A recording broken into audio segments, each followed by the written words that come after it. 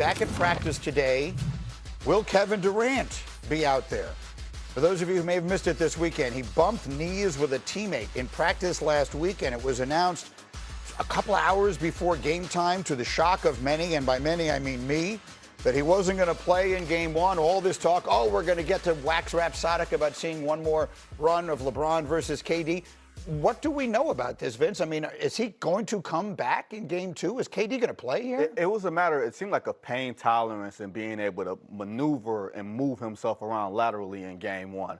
Luckily for Houston, LA, and us, these games are stretched out a lot more in the first round. You have a lot more longer breaks. But here's the thing, y'all.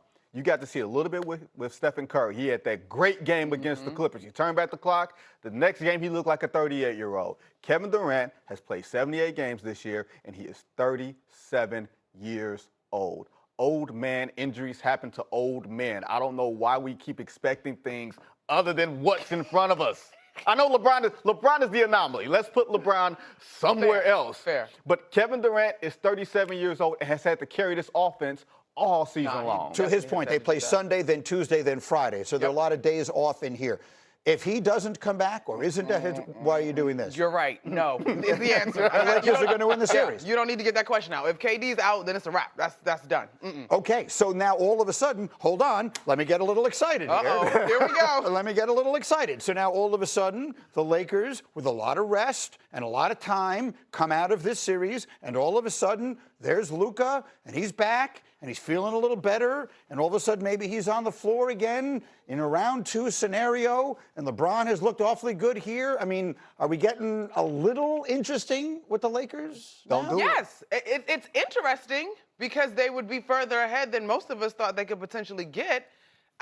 But they're going to get OKC in the next round. So, right? That's I literally supposed to be like, Greedy, who are they going to get in the next round? See, that's where falling from the 3 to the 4 will wind up being their undoing. Not that San Antonio looks easy to beat, but I would have given them some conceivable chance. You know what this is, Greeny? I'm going to borrow an NFL term from you guys. This is overreaction Monday. Okay, go. We are overreacting to everything on these one-game sample sizes. Luckily, this is not March Madness.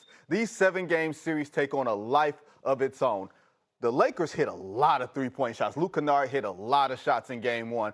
Houston's defense did not come through. Now, granted, I believe KD is going to come back this series. Granted, they're without their starting center, Steven Adams, without Fred VanVleet. They were a troubled team to begin with in round one. I'm just saying, let's not act like it's an overreaction that if KD is not available to play, the Lakers are going to win. But yeah. But we're that's not overreaction. No. I'm saying in general. I feel you. I'm speaking fluidly. Okay. I'm speaking fluidly, Monica. Me and Greeny dealt with the facts. He said, let's get excited. Okay, that's fair. Well, let's at least get interested in what the Lakers are doing, and let's at least say this. Can we at least just say this? And we just live in a terrible world now, because we live in a world where you cannot praise someone on social media anymore without it automatically being turned into a suggestion that you are denigrating someone else. But what I posted yesterday on social media is just simply true. LeBron James is playing at a level at his age that we have never, ever seen in basketball before. The greatest postseason performance by any player over the age of 40 in NBA history, and it's not close, is Kareem Abdul-Jabbar in the '87 playoffs. The Lakers played 18 games. They won the championship that year. He averaged 19 and 7. I watched every minute of every game they played in those playoffs.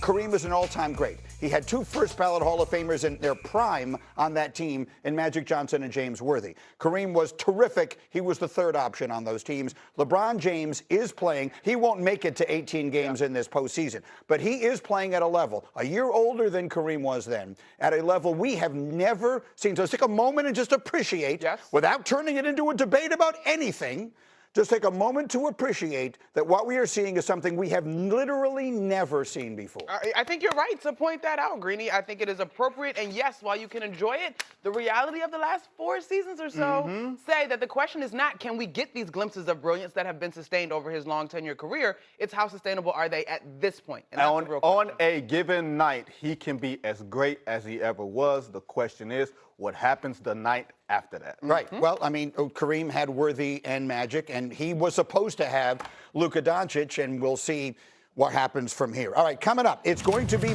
we're back on Get Up, opening weekend of the NBA playoffs. 7 home teams won easily, and then there were the Pistons. who fell to the Magic 112-101 yesterday in a game that Orlando led wire to wire. Vince Goodwill, was this a bad game or a bad sign for Detroit? Bad game, but it can get worse. I think when you look at Cade Cunningham scoring 39, he looked like himself.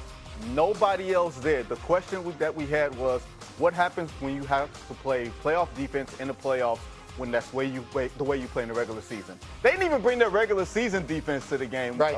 So that's why I'm concerned. So what he says, I'm not sure what he says. Monica, right. go. Let me help you, friend. A bad game that can turn into worse is a bad sign, right? Like this, when I look at this matchup in particular, the things that Detroit have hung their hat on in terms of their defense and their physicality, check, let's go in terms of this Orlando Magic squad, who, mind you, Greeny, has maybe not been as healthy as they would like, but they look as good as they could right now. But the thing is, I will say about Detroit. They haven't played a meaningful game in 2 weeks. That's rust and that's rhythm. And when you are a team that defends itself on physicality and you haven't played a meaningful game, I'll give them this. But they haven't won a playoff game at home since May 26, 2008, Game 4 of the Eastern Conference Finals against the Celtics. Yeah, that's 18 years ago. All right, I'm not sure how old Victor Wembanyama was then. He made his playoff debut last night. We opened the show with highlights. He had 35 points, 5 of 6 from 3. Monica, we touched on it just so briefly at the beginning. What do we say about this? Good luck to the Portland Trailblazers. Yeah. I think his poise in this one, the variety of ways in which he was able to attack this defense. And here's the thing, Greeny, he only had 5 rebounds, which is nothing to sneeze at, but we know he's capable of double-doubles in his sleep. Now, to me, and I continue to say, when he starts to really start getting dimey and dishing the ball when those double teams are coming, then, I mean, we're already on lookout. But I think that's maybe the only piece of his game that I'm looking to see evolve. I am fascinated by how quick he processes information. They tried physicality with him early in the game.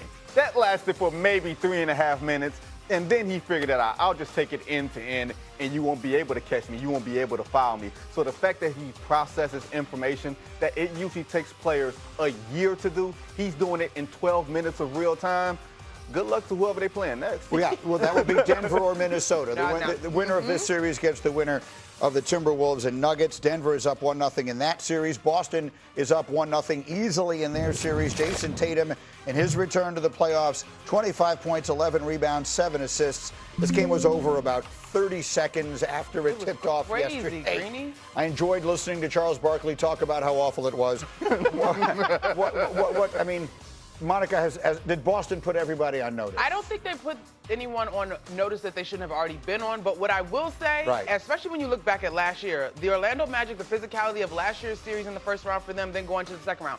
If this series turns up into basically a warm-up run, a part of the ramp-up for Jason Tatum, and he can elevate heading into the next series, then perhaps there is another level of notice for us to get to. The thing with Tatum that struck me, Monica, was that how easy the game came to him. When you first saw him come back, it looked like he was trying to find his rhythm. He was trying to make the game a little too difficult, trying to prove that he was Jason Tatum. You see how many layups he got yesterday just off of closeout and layups and dunks? Just easy.